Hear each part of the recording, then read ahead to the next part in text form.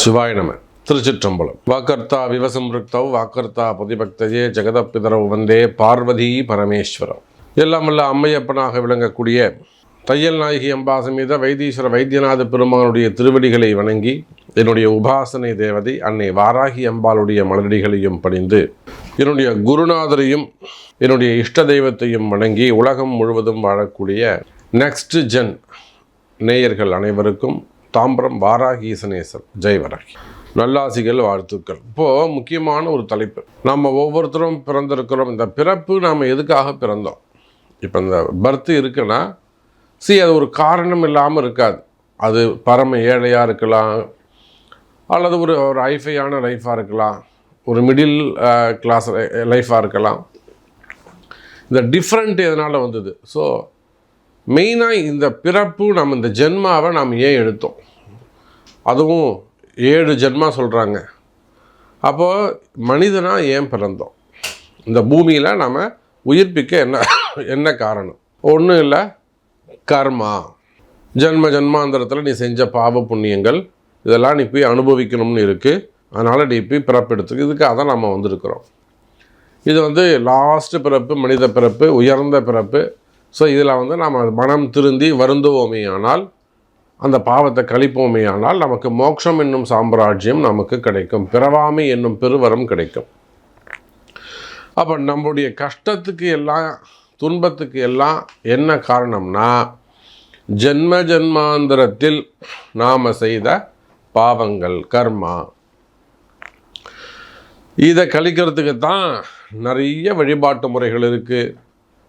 குலதெய்வம் இருக்குது, சாமி கும்பிட்றது இருக்குது, விரதங்கள் இருக்குது, அப்புறம் நிறைய வழிமுறைகள் இருக்குது. எந்த மதமாக இருந்தாலும், நீங்கள் கிறிஸ்டினாக இருக்கலாம், இஸ்லாமிய பெருமக்களாக இருக்கலாம், எந்த மதமாக இருந்தாலும்.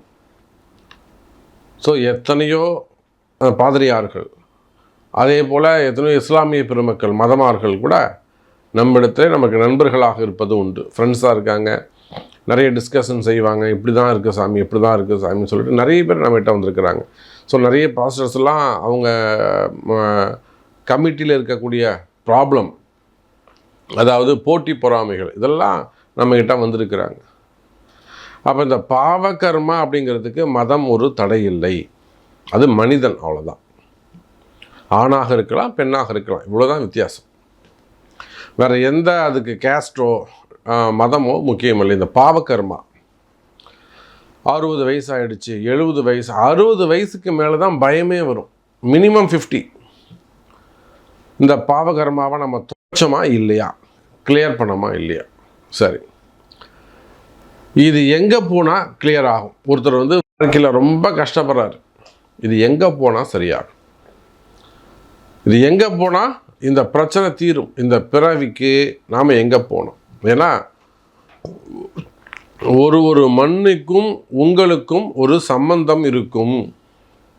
ஒரு இடத்துல போய் நீங்கள் வீடு வாங்குறீங்கன்னா சும்மா மட்டும் இல்லை, அந்த இடத்துக்கும் உங்களுக்கு ஒரு கனெக்டிவிட்டி இருக்கும், நெட்வொர்க் இருக்கும். அது இருந்தால் தான் நீங்கள் அந்த இடத்துல போய் வசிக்கவே முடியும். அப்போ முன்ஜென்ம பாவம் தீர நீங்கள் போக வேண்டிய இடம், கோவில், செய்ய வேண்டிய பரிகாரம், வணங்க வேண்டிய தெய்வம், இது என்னங்கிறத பார்க்க போகிறோம். வாருங்கள். சிம்ம ராசி. சிம்ம ராசின்னு எடுத்துக்கிட்டிங்கன்னா காலபுருஷனுக்கு 5வது வீடு, சூரிய பெருமான் ஆட்சி வீடு, சூரியன் ஆட்சி பெறும் வீடு. ஏன்னா அவருடைய சொந்த வீடு, ஆட்சி பலம் பெறுகின்ற வீடு. சரி, சூரியனுக்கு அது ஆட்சி வீடு, ரைட், இருக்கட்டும். அப்புறம்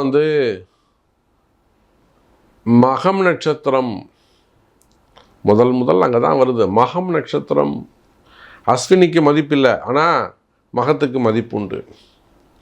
பூரம் நட்சத்திரம் சூரியனுடைய உத்திரம் நட்சத்திரத்தில் ஒரு பாதம். கேது, சுக்கிரன், சூரியன் காம்பினேஷன். அப்போது மகம் நட்சத்திரம் 4 பாதம், பூரம் 4 பாதம், உத்திரம் 1 பாதம். இந்த நட்சத்திரத்தில் உள்ளடக்கிய சிம்ம ராசி அன்பர்களே,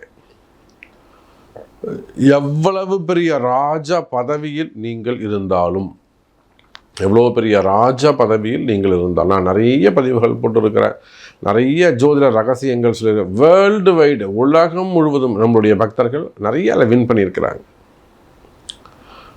அப்போ இந்த சிம்ம ராசி அன்பர்கள் வணங்க வேண்டிய தெய்வம் சிவபெருமான். ஏங்க, சூரியன் ஆத்மகாரகன், கேது ஞானகாரகன், சுக்கிரன் யோககாரகன்.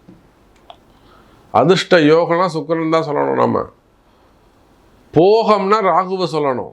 சுகாதிபதி அவர், அந்த சுகத்தை அனுபவிக்கிறார் இவர், சுகத்தை எதிர்பார்க்கக்கூடியவர், ஆசையை தூண்டக்கூடியவர் அவர், ஆசையை தூண்டி அனுபவிக்கக்கூடியவர் சுக்கிரன். புரியுதா? அப்போது இந்த சிம்ம ராசி அன்பர்கள் வணங்க வேண்டிய தெய்வம் சிவபெருமான். எந்த கோவிலுக்கு நீங்கள் போகணும், எந்த மண்ணை நீங்கள் மிதுக்கணும், உங்கள் ராசிக்கும் இந்த பிறப்புக்கும் உங்களுக்கும் எந்த மண்ணுக்கும் சம்பந்தம் இருக்குது. இந்த பிறந்துட்டேன் நான் வந்து டெக்சாஸில் பிறந்திருக்கிறேன், எங்கள் அப்பா அம்மா முன்னாடியே பிறந்துட்டாங்க. அல்லது நான் வெளியூரில் ஜெர்மனியில் பிறந்திருக்கிறேன், சிங்கப்பூரில் பிறந்திருக்கிறேன், அல்லது நான் கன்னியாகுமரியில் பிறந்திருக்கிறேன், அல்லது நான் வந்து ஹைதராபாத்தில் பிறந்தேன், நான் மும்பையில் பிறந்தேன், புனேயில் பிறந்தேன். நான் அந்த மண்ணுக்கும் எனக்கு ஒரு சம்பந்தம் இருக்குது. எனக்கு ஒரு நாள் கனவுல வந்தது, இதெல்லாம் கனவுல வரும். அப்போ நீங்கள் சிம்ம ராசி என்பவர்களை நீங்கள் வணங்க வேண்டிய தெய்வம் சிவபெருமான். போக வேண்டிய கோவில் இது திருமழபாடி. எழுதி வச்சுக்கோங்க, திருமழபாடி. நீங்கள் எவ்வளோ பெரிய ராஜாவாக இருந்தாலும், எவ்வளோ பெரிய சக்கரவர்த்தியாக இருந்தாலும், ஏன்னா எத்தனையோ அரசியல் நண்பர்கள், அமைச்சர் பெருமக்கள்லாம் கூட நம்மிடத்திலே வாராகிடத்திலே வந்து வெற்றி பெற்றிருக்கிறார்கள். எவ்வளோ வம்பு வழக்கில் வருவாங்க, கேசஸோடு வருவாங்க, பல சிக்கலில் வருவாங்க, பணங்காசு சம்மந்தப்பட்டதில் வருவாங்க. நாமளே அப்பாயின்மெண்ட் இல்லை, நாம் நேரம் அங்கே போவோம். எவ்வளோ பெரிய தலைவர்கள் எல்லாம் நம்ம பார்த்துருக்குறோம். அப்போ சிம்ம ராசி என்பர்களே, உங்கள் கஷ்டம் தீர ஜாதகத்தை இப்படி தாங்க பார்க்கணும். சும்மா குரு அங்கே இருக்கார், சூரியன் இங்கே இருக்காருன்னு சொல்லக்கூடாதுங்க. இவனை ஜெயிக்கிறதுக்கு நம்ம என்ன பண்ணணும்? அதுக்கு பேர் தான் ஜோசியர். அப்போ சிம்ம ராசி என்பது நீங்கள் வாழ்க்கையில் ஜெயித்திட, உங்களுடைய பாவங்கள் தீர அந்த திருமழப்பாடி கோவிலுக்கு போகணும். திருமழப்பாடி போயிட்டு அங்கே ஒரு அடுப்பை பற்ற வச்சு ஒரு 10 கிலோ 15 கிலோ தயிர் சாதம், சாம்பார் சாதம், சக்கரை பொங்கல் செய்து எல்லாருக்கும் அன்னதானம், ஒரு பேப்பர் பிளேட்டு பாக்குத்தட்டில் போட்டு ஒரு 100 பேருக்கு அன்னதானம் பண்ணுங்கள். வசதி வாய்ப்பு இருந்தால். என்ன மாதிரி ஒரு ஏழையாக இருக்கீங்க, ஒரு 2 கிலோ தயிர் சாதம் போட்டு துணையில் போட்டு கொடுங்க. அன்னதானம் பண்ணணும், செய்யணும். அன்னதானம் கண்டிப்பாக செய்யணும். திருமழப்பாடியில் செய்யணும், பூந்துருத்திலையும் செய்யணும். திருப்பூந்துருத்தி யாருக்கு சொன்ன? ரிஷபராசிக்கு சொல்லியிருக்கிறேன். நீங்கள் போக வேண்டிய சிம்மராசி திருமழப்பாடி. அடுப்பு பற்ற வச்சு அழகாக ஜம்முன்னு செஞ்சு அன்னதானம் பண்ணுங்க. உங்களுக்கு என்ன உதவி வேணும் கேளுங்க. ஐயர் நம்ப வேணுமா? தரேன். இல்லை அங்கே சமைக்கணுமா? அதுக்கு ஏற்பாடு பண்ணி தரேன். இல்லை வெளியூரில் இருக்கிறீங்க, வெளி மாநிலங்களில் இருக்கீங்க, உங்களுக்கு ஃபுல் பூஜையை எடுத்து அதை வீடியோ கிளிப்பிங் கூட அனுப்புவா, நம்பிக்கையாக செஞ்சு தரணுமா? செஞ்சு கொடுக்குறோம். உங்களுக்கு என்ன உதவி வேண்டுமோ செய்து கொடுக்குறோம். ஒரு முறை நீங்கள் கண்டிப்பாக திருமழப்பாடி. என்னங்க அப்படி என்னங்க விசேஷம்? அப்படி என்ன விசேஷம்? நாங்கள் ஏன் அந்த கோவிலுக்கு போனோம்? சிம்மராசி என்பர்களே, அங்கே இருக்கக்கூடிய சிவபெருமான் நந்தி பெருமானுக்கு திருமணம் செய்த இடம். நந்திக்கு திருமணமான கோவில். நந்தி திருமணத்தை பார்த்தால் முந்தி திருமணம் நடக்கும். புரியுதா சுவாமி? திருமணம். அதோடு மட்டுமல்ல, நந்தியை தன்னுடைய மகனாக நினச்சி அப்பா அம்மாவாக இருந்து கல்யாணம் பண்ணி வைக்கிறார் அங்கே. அப்போ நம்மளையும் ஒரு மகனாக நினைத்து அப்பாவாக நினச்சி நீங்கள் போனீங்கன்னா அவங்க பிள்ளையாக நீங்கள் அவங்கள காப்பாற்றுவார். என் புள்ள வந்திருக்கான்டா, புள்ள கஷ்டப்படுது, அவனை காப்பாற்று அப்படின்னு சிவபெருமான் உங்களை காப்பாற்றுவாராம். சிம்மராசி என்பர்களே, போக உங்களுக்கு எல்லா கஷ்டம், எப்பேற்பட்ட கஷ்டமாக இருந்தாலும் திருமழப்பாடி எங்கே இருக்குது? சும்மா ஃபோன் போட்டு எங்கே இருக்குது சார் அப்படின்லாம் கேட்காதீங்க. யூஸ்ஃபுல்லான கொஸ்டின்ஸ் கேளுங்க. உங்களுக்கு ஹெல்ப் வேணும், அந்த பரிகாரம் செஞ்சு கொடுக்கணும்னா செஞ்சு கொடுக்குறோம். அதை விட்டு அன்வான்டாக தயவு செஞ்சு டைமை வேஸ்ட்டு பண்ணாதீங்க. நிறைய ஃபோன் கால்ஸ் வருது. அரியலூர்லேருந்து திருவையாறு போகிற வழியில் கீழ்ப்பழுவூர் பக்கத்தில் இந்த திருமழப்பாடி இருக்குது. அரியலூர் பக்கத்தில் இருக்குது. இப்போது என்றைக்கு போனோம்? உங்கள் ஜென்ம நட்சத்திரம் நீங்கள் பூரம்னா அன்றைக்கி போகணும், நீங்கள் மகம்னா அன்றைக்கி போகணும், நீங்கள் உத்தரம்னா அன்றைக்கி போகணும். உங்கள் ஜென்ம நட்சத்திரத்தில் போகலாம், அல்லது திரையோதசி பிரதோஷ தினத்தில் போகலாம், நவமியில் போகலாம். அப்படி இல்லைன்னா நீங்கள் பிறந்த கிழமையில் போகலாம். நான் சனிக்கிழமை பிறந்திருக்கேன் சாமி, நான் செவ்வாய்க்கிழமை பிறந்த கிழமையில் போகலாம். இதுதான் அந்த அதிர்ஷ்ட ரகசியம். இப்போ உங்களுக்கான பரிகாரம். அப்போ செய்ய வேண்டிய பரிகாரம் என்னங்க செய்யணும்? சார், நீங்கள் எந்த ராசியாக இருந்தாலும் எந்த கோவில் போனாலும் அந்த கோவில் ஐயருடைய நம்பரை முன்னாடியே வாங்கி வச்சுக்கோங்க. ஏன்னு கேட்டிங்கன்னா, சிலதெல்லாம் கிராமத்து கோவிலாக இருக்கும். இப்போ நான் சொன்ன கோவில்லாம் ஒரு கிராமத்து கோவிலாக இருக்கும். ஐயர் குறிப்பிட்ட டைமுக்கு மட்டும் வந்துட்டு போவாங்க. அப்போ அந்த ஐயரோட நம்பரை வாங்கிட்டு, நாங்கள் இந்த நட்சத்திரம் இத்தனாம் தேதி வரோம், இல்லை இந்த கிழமையில் வரோம், நீங்கள் அவைலபிளாக இருப்பீங்களா அப்படின்னு முன்கூட்டியே அவங்கள்ட்ட பேசி வச்சுக்கோங்க. எவ்வளோ செலவாகும் எல்லாமே நீங்கள் அவங்கள்ட்ட கேட்டு வச்சுக்கோங்க. உங்களுக்கு என்ன உதவி வேண்டுமோ கேளுங்க, நாங்கள் சப்போர்ட் பண்ணுறோம். ஐயருடைய நம்பர் வேண்டும்னா தரோம்.